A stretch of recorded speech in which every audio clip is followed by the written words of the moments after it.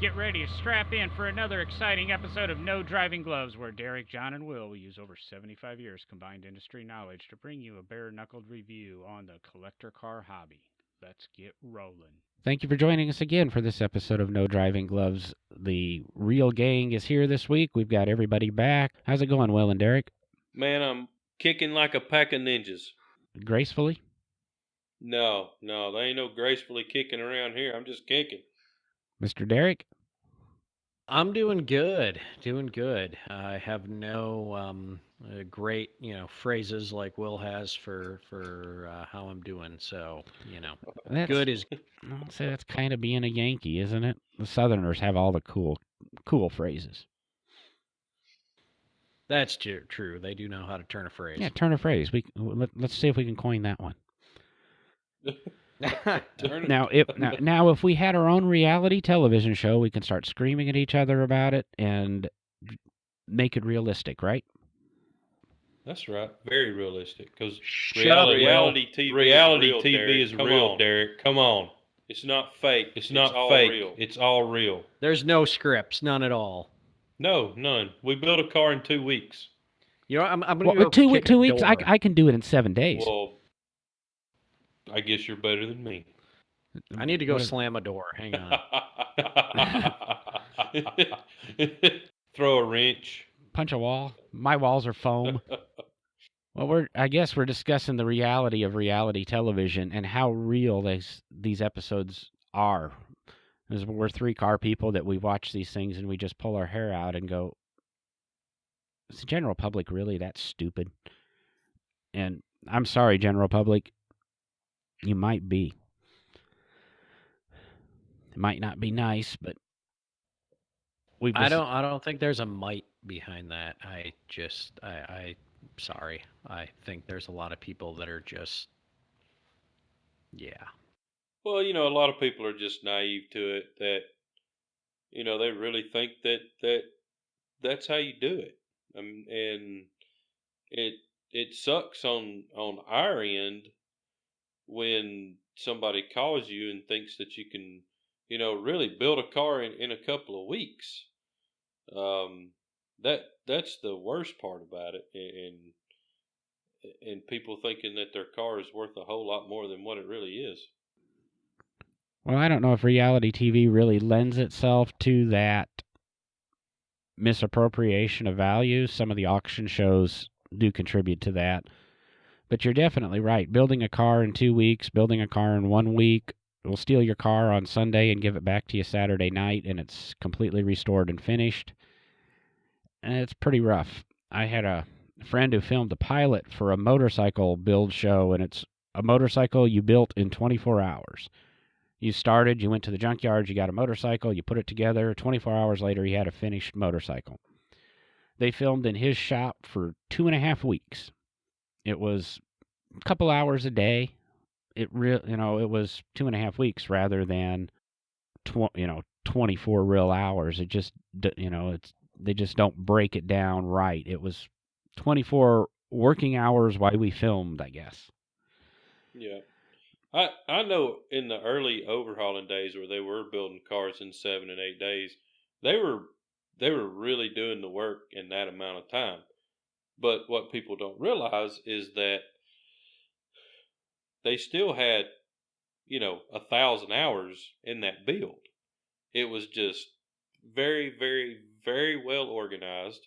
You had everybody that had their hands on that vehicle knew what they were doing.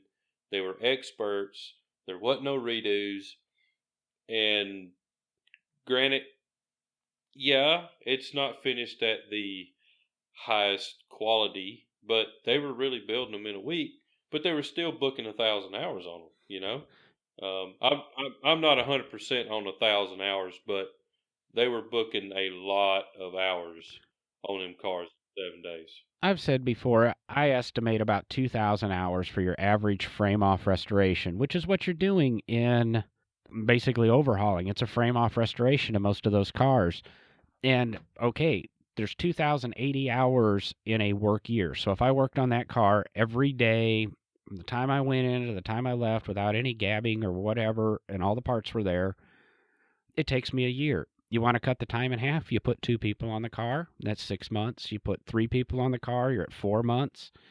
And you throw 100 people at a car like they did on Overhaul, and it was very probable that you could do it. One of the rumors I heard about overhauling as they got longer into the season is it still was only a week on the car, but they'd get the car, disassemble it in a day, and figure out what was needed, and then they'd shelve the car, and then they would go on to the next car, and over a course of a week take apart 5 cars, and then the following week they would have parts to go to one car, or so on. And they really did 6 days, but it was 6 days over 6 weeks or something. Whether or not that's true or not, I don't know. And that was just, rumor, and reality television is not exactly in reality. True. Next time I see Chip, I'll ask him.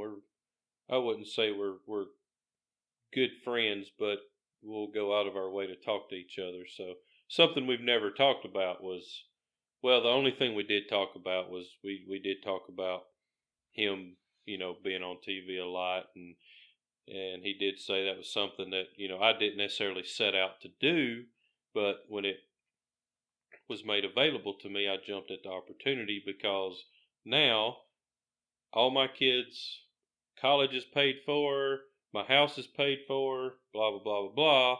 And now I can sit back and I can build the cars that I really want to build for the people that I really want to work for. That was his reasoning for doing that, was to get financially ahead in life. Well, instead of just picking on, let's say, overhauling in general, I've talked to people in the restoration shops, and when I did commercial restoration, they watch the shows, and they see these cars done in a couple of weeks, or they see them restored, and they see them very little money invested into them. I used to work for a shop, and it was $20,000 deposit. You give us 20 grand in 6 to 8 months, we could start on your car. And the common question is, well, when you're done, do I get change? Will you give me back the rest of the money? And no, we'll probably send you 4 or 5 more bills, because again, I think at the time we were $85 an hour, and when I left we were just over $100 an hour. It's still 2,000 hours into that car, and you should be, if you're smart enough to have 20 grand in the bank, you should be able to multiply 100 by 2,000 and come up with, you got 200 grand in labor into that car. and they come back with, well, it's just a 56 Chevy pickup. It's not a Duesenberg. It doesn't matter. There's probably more parts on your 56 Chevy pickup than that Duesenberg. Exactly. So, yeah, the parts might be a little bit cheaper, but it's the same amount of work. If you want to make money on it, start with a car that's worth some money. That's right. Unfortunately, reality TV has kind of convinced people, and it's made it very good for the underhanded restoration shop, I would say, to get you, and you come in and, it's a $10,000 deposit, and then they send you another bill for, say, another $5,000, and you're out of money, and you go pick up, come pick up your car, and now you have a disassembled pile of bolts, where a couple of months ago, you would have had a complete car that at least you could have driven to the show or bummed around in. Now you just have a pile of parts that you can't do anything with. You have no clue what it is. You take it to another shop, you're going to spend 5 grand just for them to figure out what the parts are. Exactly. It's really a disservice that what these television shows do to the collector car hobby. Yep. And going back to Overhauling, that was actually a show that I enjoyed watching. Overhauling. There were actually skilled craftsmen on the show. You could pick up some, tips and tricks, and because they were really building a car. Where a lot of these other shows, it appears that, I don't know, it don't seem real.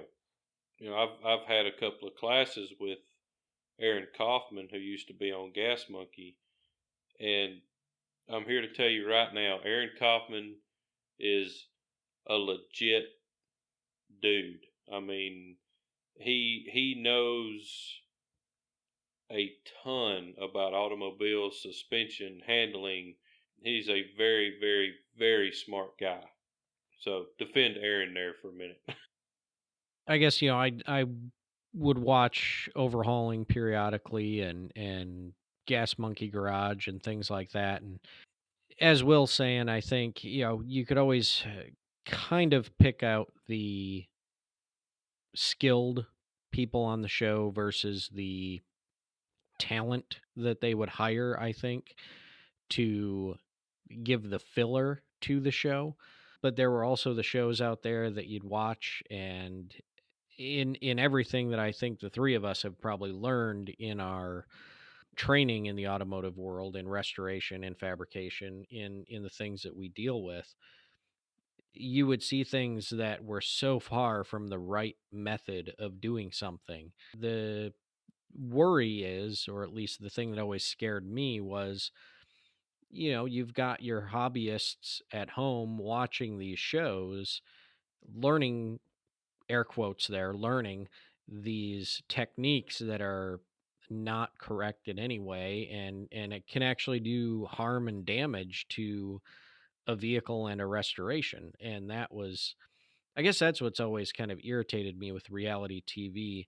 Maybe it's being a historian as well, and someone that relies on factual information and primary sources and all those things. But, if you're going to teach someone something, teach it right. Don't teach it to where they're going to damage a vehicle they're working on, or take away from even the structural integrity in some cases of one of these vehicles that are being restored. And that's always been one of my kind of problems with some of these reality TV shows, is the almost the lack of knowledge of proper techniques. But like Will's saying, there's also very talented people on some of these shows that unfortunately I think sometimes get overshadowed by the, loudmouth actor that's been hired, or, is there to make the show more dramatic. That's, I think, a shame, because if these shows are going to be out there doing this, they should be showing how this needs to be done and should be done, so that, you know, people can learn and understand these processes. Yeah, I haven't talked to Aaron. I don't really know Aaron. I just know that I've taken a couple of suspension classes with him. But I would be willing to bet the reason he left the show was so he could do things the right way. And not saying that they wasn't doing things the right way, but actually finish a project out, because they don't have time to really make something what it should be on these TV shows. You can't film having a car being built for 2 years and then make an hour long show out of it. There's no possible way to do that. Your production cost is just way too high. So they have to build a car in a month or so, or several weeks. And you just have to rush things that at the end of the day you feel guilty about. And if I was willing to bet, I would say that's probably the main reason that Aaron left the show, was just because of the rush jobs, and the quality wasn't where he wanted the quality to be. Yeah, and I think there's a big difference in some of these reality TV shows, because you do have the things like Gas Monkey Garage that's just about drinking beer and screaming everything that happens on that show, versus some of the other shows where, what you're talking about, Will, they've got projects that are going on for 2 years, a year, 2 years, whatever it's taking. They film multiple projects going on and turn that into episodes. Those tend to be the ones that I see that are doing a better job of actually showing the process of restoration, or the process of these skills that are being used to do what needs to be done. So I think there's a big difference in some of the shows, and I don't think we want to lump all these shows together into, wow, these are horrible. Um Yeah. but, I mean, it's different levels, and I think it's like anything we talk about. I think you have to take everything with that grain of salt and judge it on what you're seeing. I've had the fortune to meet Peter Clute a couple of times, and he used to do a show called Dream Car Garage with Tom Natgow. Unfortunately, we lost Tom a couple of years ago, and Peter produced his own show, and he produced the show that we want. He would follow his painstaking restorations through, and it would be, they'd be season-long projects. They wouldn't be 30 minutes, the car's done. He did some nice things at the end. He's re-brought back his show and self-produces it again with his son. It's a lot more of the buying and selling and kind of a Wayne Carini type show now, but I still think he portrays a little bit of honesty, and Peter's a self-made man, and the fact he's kind of writing the check for the show and he's not having to answer to the producers, which is nice to see. He's portraying a really good show, and I've always enjoyed watching his shows. You go back to reality television, I don't know where it began, but I think we all remember the show Junkyard Wars. And yes, we'll admit, the show was a little bit set up and staged with things hidden in the junkyard to help the contestants out. But those guys honestly built whatever it was in a weekend and completed their obstacle course or failed to complete their obstacle course. And I really wish somebody could bring back the honesty that Junkyard Wars provided, even if it was something I had to watch on YouTube every week. Yeah. And even Monster Garage was another one like that. That was a pretty cool show. Well, one thing about Junkyard Wars is when they created the U.S. version of it, I've heard an interview with Jesse James from Monster Garage where he was actually given the host job, but when they Americanized the show, he stayed for like 2 days of filming, and he said, "I'm done with this," and walked off the set. He had never been on TV before. This was a make or break thing. Yep. And while he sensationalized himself a little bit over the years, having never met the man, he knows what he's doing, and he doesn't talk out his butt a lot. He makes his points and things, but he's not the hero he portrays himself to be, but he's probably one of the more honest people out there. He's a legit guy, yeah. I have a pretty good relationship with, and well, first we had the show when I was younger, Shade Tree Mechanic, and Sam and I can't remember the other host's name, and they would do honest car repairs in this half hour, and then when they got older and retired, Brian Fuller stepped into that position. And Brian is an interesting character. I know him personally. I've worked alongside him in classes and things. He's taught some classes at events that I've managed, and he knows what he's doing. He's very TV. He's very over the top. He's a good combination between that TV person and somebody who knows how he's doing or what he's doing, and he cares about the work he's doing. He taught a welding class at the museum a couple of years ago.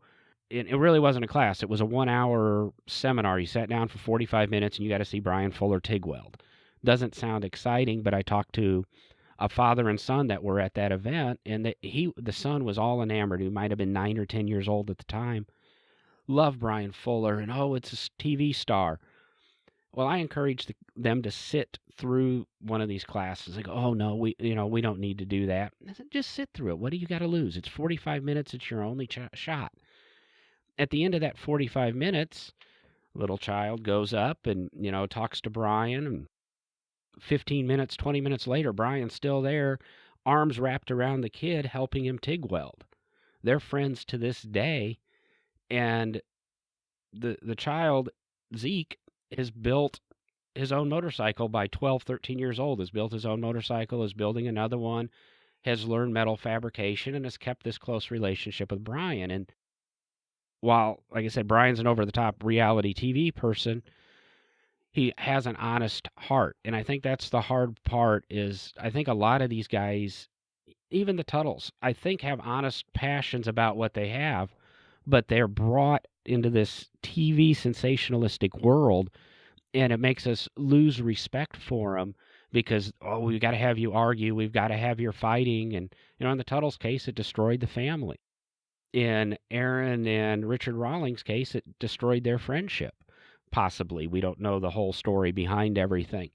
But I think they're, all of them are really honest to goodness guys, but some let the TV and the money come to them, and some of them are car people, and some people are able to balance it. While reality TV harms us in the industry, I don't think the people are as bad as we want to make them out to be. No, I agree with that, John. I mean, I don't think we should hold anything against anybody on the shows. As we've said, there's a lot of them that are very talented people. They are knowledgeable in what they do, and but it is the Americanized version of television that creates these dramatic situations where in some TV shows, we've read about it and heard about it. I'm sure, John, as much as I have, they actually bring people in that are essentially actors or, people to be the people that stir up problems and make the people who are maybe not actors on, they're actually the skilled people at the shop, kind of get them more dramatic and more exciting in the show than most of us that do any of this work tend to be. um we're all technical people. We don't always have the great theatrical performance ability that some people have. And I'm going to go back because you talked about Peter Clute. I've had the good fortune to be on Peter's show once, talk to him and show him around one of the museums I worked at, talk to him about a car. He is genuinely interested in the cars, in the history, in everything about them, the technical details, everything. I mean, he's just a genuine car guy. And has as you say, a self-made shop that is doing great work. He self-produces the show, which allows him to keep it the way he wants to portray it in within reason. Each person in these reality TV shows has their place that the company that is producing these shows wants them to have. So like you say, we can't hold it against them because they're essentially not producing something for the industry they're actually in, be it automotive restoration, hot rods, that world. These episodes are producing something and turning out a product for television. Although, as I said earlier, it's a little worrisome when they're showing things and they're not showing them to their full extent or being done correctly, because then people pick up bad information or bad habits. We do have to kind of be careful in how much we judge things because it is a product for television. It's not the product of the automobile they're working on. Again, I still find some of it to be unnecessary in what they do on those shows. I'll totally agree with you. Is this over the top sensationalism that the shows are built around, that the American public won't watch a show without this infighting and screaming. And I think that's one reason that kind of we do a podcast, the YouTube community's so good, is you can go on YouTube and produce the car show you want, or the maker event you want, or any of the video content you want, without that overbearing television persona having to come through and the producers telling you what you need to be doing. And fortunately, I support the YouTube community that way. Is you can get some really honest shows and production, off of YouTube. Again, buyer beware. Whatever you watch, some of the best safety practices aren't necessarily taught there. They're a little bit better on, say, This Old House, where you've got to wear your safety glasses and read the owner's manual and things like that. A lot of the shows, the people are quality, and unfortunately, they get lost in the TV hype.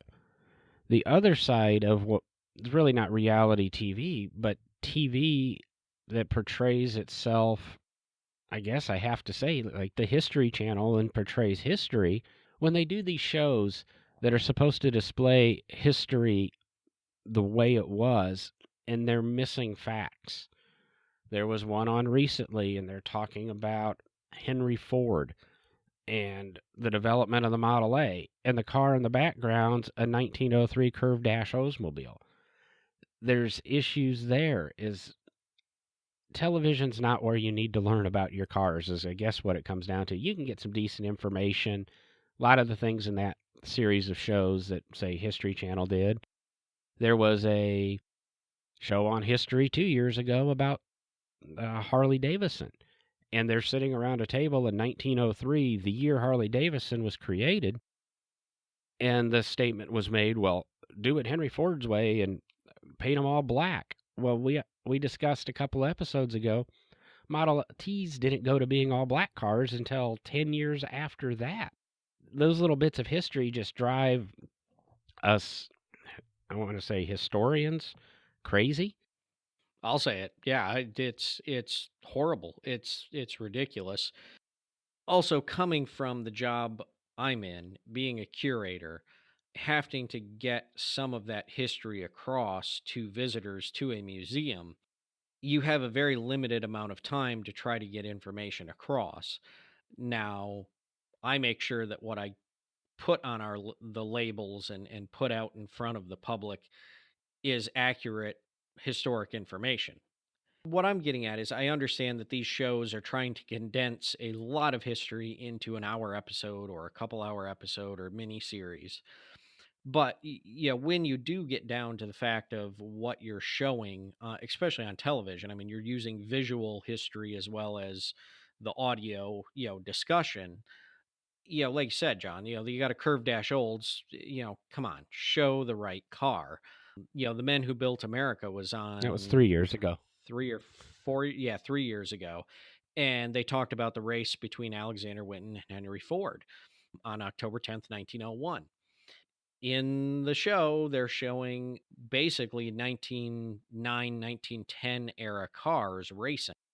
I actually know the two cars, but the thing is they didn't take the time to look back and realize that race had been pseudo recreated at Henry Ford Museum using a replica of the sweepstakes that Henry Ford was racing and a 1901 Winton that looked very similar to the car that Alexander Winton was racing that day.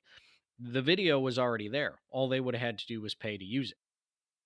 And it drives me crazy. If, as a historian, again, I like to show things as they were. I mean, a lot of people make fun of me because, or maybe make fun of me isn't the right word. No, it is. People make fun of me. I don't make fun of you. Even when, yeah, you do. Shut up, Will. This is a reality. This is a reality podcast. Okay, just get back to work before I shove my size 10 up. You ain't man enough. You ain't man enough. Bring it on.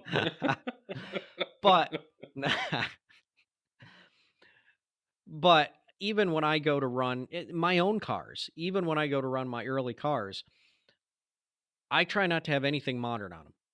I try very hard when I run a museum car, when I run one of my cars, they are running on what they had in the year they're built, because that is how we truly show how these cars ran. If you take 1903 Ford or 1901 Winton or whatever is out there, and you put a better ignition system in it, and you convert it from let's say make and break ignition to a spark plug ignition, you're not showing the true history. And I think that's, getting back to these reality TV shows, they lose the focus of showing the reality of history because they have such a condensed time period to do it in. But I think that's neglectful on their part. As a historian, it drives me nuts and crazy and all the things that it can be. And I yell at my TV a lot. So I'd like to see that. Does the TV talk back? Only until I throw the remote at it. Frequent trips to Walmart. I tell you, one of the worst shows of all time was Rides with Funk Master Flex. Y'all remember that show? Rides with Funkmaster Flex. Yeah, What? you know the rapper Funkmaster Flex or the DJ or Yeah, whatever but it is? he was never on Rides. No, that was the name of the show, Rides with Funkmaster Flex. No, there were two. Oh, that was It was a whole title. yeah. It was on, I think it was on MTV. It was kind of like Pimp My Ride type of thing, you know. That explains it. I don't think I was allowed to watch MTV when I was a kid. Man, I tell you, this has always stuck out in my head. They brought in oh man, what was it? It was like a '67 Nova, I think, Chevy 2, and it had a 300 or 365 horse 327 in it, you know. And it looked right at home in that car, and there was nothing wrong with it. You know, it was running fine, and they pulled out the 327 and put in one of them Mexican block crate motor 350s. Dude, I about come unglued. I'm like, you're killing the whole awesomeness of this car. You just murdered it, you know? And man, they did that on everything. They pulled everything out and put in a tree 50. Oh, it was a bad show to watch. Bad. Anyway, I'm over my rant.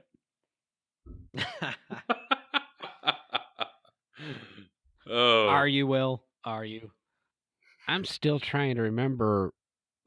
I think I probably wasted 25 minutes on that show at some point in my life, but Clearly, I never did because I didn't even know it existed. yeah. you were aware of Rides, which I can't remember who the host was of that one, but that was a semi-intelligent show.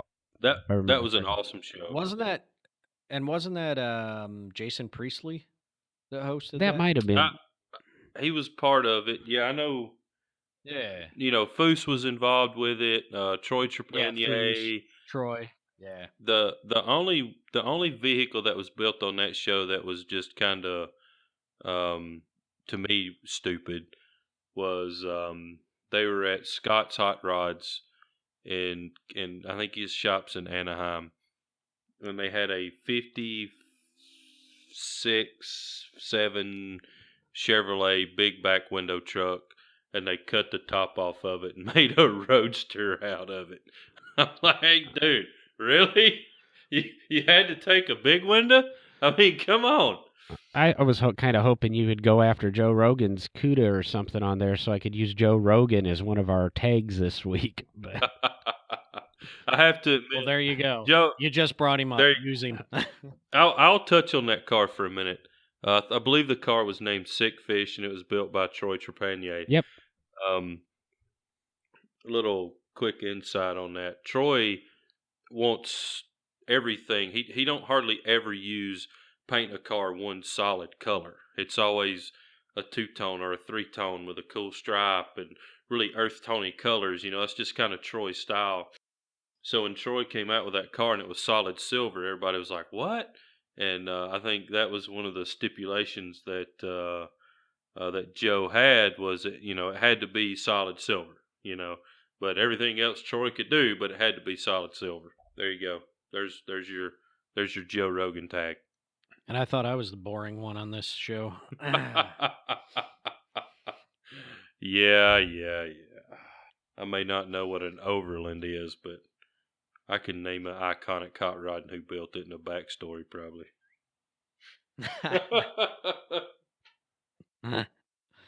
Well, that's the cool thing about being in this career and in this field, and the three of us being in different places is we all have kind of a different backstory and different people we know that, and in this case, that are involved in reality TV, and we can tell some of the backstories. John and I know Peter Clute, can talk about him, and Will, Will, everyone else. some of the guys, and I'm So- sorry. Well, if we're talking about and picking on a lot of these shows, we've obviously kind of endorsed Peter's show, Dream Car Garage. It's still called that, I believe. no, it's Legendary Motor Yes, Cars it is. now. It's named after a shop now. Yeah. Now, before you jump, you said something a little earlier, John, and I just want to briefly throw it out there. We don't have to get into a deep discussion on it. But you brought up This Old House and talked about, you see them wearing their safety glasses all the time, very, very safety conscious. Do we feel like all reality TV shows have the same issue? I mean, or is this just in the automotive industry, or does it just bug us more because it's in our industry? Like episodes of This Old House, or some of the other reality shows out there where they fix up houses, things like that. Do we feel that they're the way the automotive ones are, or are the automotive ones, I almost feel like, thinking about it, the automotive ones seem unique in the fact that, or at least let's say the automotive motorcycle, Orange County Choppers, Gas Monkey Garage, all these different ones.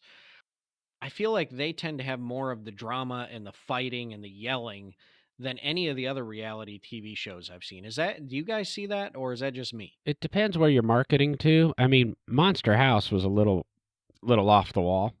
I've been around some of the productions of some of the home and garden television reality shows, and it's amazing how long they will and how many takes they will shoot for an impromptu argument scene in the street.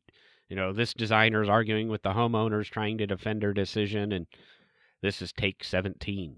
Yeah, I think we're highly sensitive to it in the car world and the car shows because that's the life we choose and it's what we're passionate about. But I can sit in the living room with the girls and they'll watch their what do I want to say, their makeup shows or RuPaul's Drag Race, and they will have their own critiques about it and certain things. But then again, I sit down and I watch Forged in Fire, where it's foundry work and they're forging knives. That's a badass show. I think it's a decent show, but I don't forge. I'm sure I could sit down with a blacksmith and they'd pick that show apart too. Yeah, I think we're highly sensitive to it, but it doesn't have the drama. It doesn't really have the drama and the screaming. I mean, it will kill, but they have their tag things. It does cross all television, but that's because that's what the producers think we want. I would much rather sit down and watch a show that is somebody knowledgeable and will teach me something honestly. And like I say, I get a little bit of that from YouTube right now, but stuff on the DIY network and things on HGTV, and we'll go Velocity. It's more of an entertainment show. Now, wait. Did you just say YouTube or U2? Because I mean, a huge compliment to Will and I if you said U2. Yeah. That'd be awesome. We'll just let you learn in the release. Touching back on that Forged in Fire show, I actually attended the Blade show in Atlanta this year, which was pretty freaking cool. Just to see another industry trade show like that. Obviously mainly the ones that I go to are automotive related. Man, I tell you, a lot of the Forged in Fire guys were there. From what I could take in that industry there, that show's actually accepted pretty good. The only thing is like the blacksmith trait. It's almost kind of a secretive thing, You don't really tell people your tricks of the trade and whatnot. So really, the only thing that I could really pick up was some of the guys that's been doing it a long time that has developed their skill. They don't really like that some of the tips and tricks are given away. But as far as the people that are on it, it's a pretty realistic deal, and it seemed pretty well respected in the industry at the Blade show this year. Like I say, I don't hang out with too many blacksmiths. I really kind of want to. It's just usually hot, and It's hot. Alabama and heat, they just don't go well together. So we've come to a point where we've kind of picked on the shows you would expect us to pick on. We've complimented, as I was saying, Peter Klut's show, Legendary Motor Cars. Is there other shows out there that we think are good. I mean, I watched Jay Leno's Garage, and I have to be honest, I forced myself to watch it. I mean, he's presents decent car knowledge, but it's kind of over the top sensationalism because he's got to be Jay Leno over the top sensationalism. He does provide some pretty good information in that show and shows you some interesting things. On the flip side, I've watched some of Jeff Dunham's YouTube videos about his cars, and I think Jeff's new to the industry, and he's beginning to, well, he's new to this video and coming into fame and fortune. I mean, he's been around for a few years, but he's beginning to enjoy. And he seems to be a little bit more passionate about the car hobby, or portrays it in a different way. It's not that over the top, it's that middle class down home. It's not the I have 100 car collection. Do we have other shows that we kind of go to if we want to sit down and watch something that stimulates our brain, or are we completely at a loss? The only automotive show that I DVR, and don't laugh at me, is Street Outlaws. I know a lot of that is scripted, but the racing on that show is it's real. You know, yeah, they got the street blocked off, I know. Yeah, they got lights up, I know.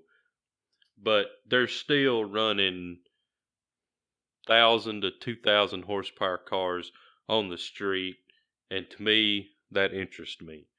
And a lot of the arguing and fussing and fighting and all of that goes along with street racing. Granted, I used to street race a little bit back in the day, and that, that's part of it. I mean, you try to get in other guys' head, whether it's talking about money or just you're going to drag his tail or whatever. That's just kind of the whole part of the game. And but yeah, I enjoy that show, Street Outlaws. I like the original one. I'm not a fan of the New Orleans one, but I think it's a pretty cool show to watch. And then if I want to know, something car oriented or watch something decent about cars, I always find my way back to YouTube and watching Scotty D. It's just the way I am right now. Yeah, and unfortunately, I mean, I've just become disappointed in television and reality TV. I don't even know what the last show I watched was. I really don't watch any reality TV shows anymore. I don't even watch, like I say, the History Channel episodes on automotive history. I didn't even watch the most recent one that you discussed earlier, John. Everybody's been asking me, "Oh, did you watch it? Did you watch it?" And all I've heard from people is how inaccurate things were and how bad things were. So I don't even bring myself to watch it because I'd rather go out in the garage and work on something, not be frustrated by TV that doesn't give correct information. Like I say, disappointing in watching it. And I guess there's not really many shows that interest people other than me that discuss, cars that were built before 1920. So again, I guess I just don't like it. Let me go against the chat rooms and the Facebook pages and stuff on that History Channel show. And unfortunately I can't remember the name of it. I'm sure it's being replayed 16,000 times. If you knew nothing about cars, or you knew a little bit about cars, it is worth watching. You will be educated. You will learn stuff. Be prepared to be corrected by those that know. The timelines, if you pay attention to the show, are wrong. I really liked how towards in the third episode, and that's where my expertise really falls, 70s and 80s, and we're talking Lee Iacocca and John DeLorean, how Lee Iacocca invented the minivan and brought out the minivan, his second or third big score, and how the minivan saved Chrysler. And that came out in 1985, where it came out in 1984. And it allowed them to pay back the government bailout loans early. And then they show a picture of the check, and the check's dated 1983. They hadn't sold a minivan by 1983. And then they jumped to the John DeLorean cocaine bust, which I believe happened in 1982. And, they had the DeLorean being produced alongside the Dodge Daytona, which didn't come out until 84. And the DeLorean, the timelines were extremely wrong. Some of the imagery was incorrect, but what was explained was 90% correct, and that's still an A in today's world. I don't understand why, but even if it's 80% correct, it's still a passing grade. So I'd give it a passing grade for something on the History Channel that should have been well researched, and they had some pretty big names do some guest speaking appearances on that. Somebody should have said something. I guess I'll leave it there, and I think we've had a surprising conversation about, correct me if I'm wrong, on reality TV where You're wrong, John. You're wrong. You just want to say that every week. One week you'll be right, but it doesn't happen very often. We criticize reality TV, but I think we defended some good in it. Oh yeah. Oh yeah, I mean, I think there's some good there. You just have to look for it. And there's some good people that are there too. Chip Foose is one of the nicest guys you'll ever want to meet. Aaron Kaufman, one of the nicest guys you ever want to meet. The guys off, what is it? Something is the New Black. That's those guys are really nice guys. So, here we go again. The guys that are on it a lot of times are nice people, just like real car guys are. And like I said, I think they're all really good people, or the majority of them start out. It's if you go into it respecting the hobby and keep check on yourself, it stays good, and you're a car person to the heart. Unfortunately, so much of this stuff gets blown out of proportion when the money starts rolling in, and the girls or the guys start showing up, and they lose sight of reality, and then unfortunately their persona gets too big and you can't check it, and by the time you realize how far gone, you've lost all the respect to the general public. Speed is the New Black. That's that show. Those guys are good dudes. Well, we're at a point where we'll go ahead and wrap up the episode. Do either one of you have a recommendation or stuff? I know we've got, I think, Derek traveling this coming weekend to Dearborn. Yeah, I'll be traveling up to Dearborn, Michigan, to Henry Ford Museum in Greenfield Village for the Old Car Festival, and do some narrating there of the early cars in the Pass and Review.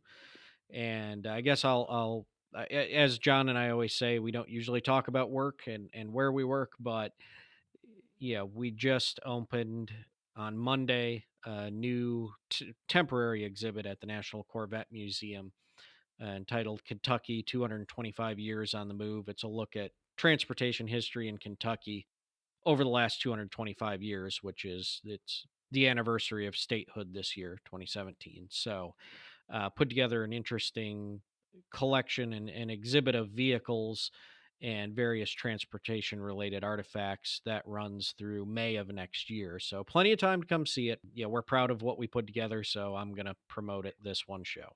Will, you're going to Bowling Green, are you not? Yeah, I am. I'll be in Bowling Green Friday and Saturday, I believe. I think it's over Saturday night. To Holly's. That's why I'm leaving town. Yeah, it ain't big enough. That town ain't big enough for the both of us, huh? For Holly's LS Fest, so anything with LS motor is welcome.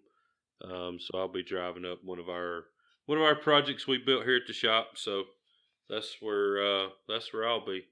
By the way, I'm going to take care of Derek's house while I'm there. It's getting close to Halloween. I might as well go ahead and roll his yard and do all that stuff, right? Just decorate. I was going to say, what do you mean by take care of my house? Which meaning is that? I guess you'll find out on Sunday night when you get home.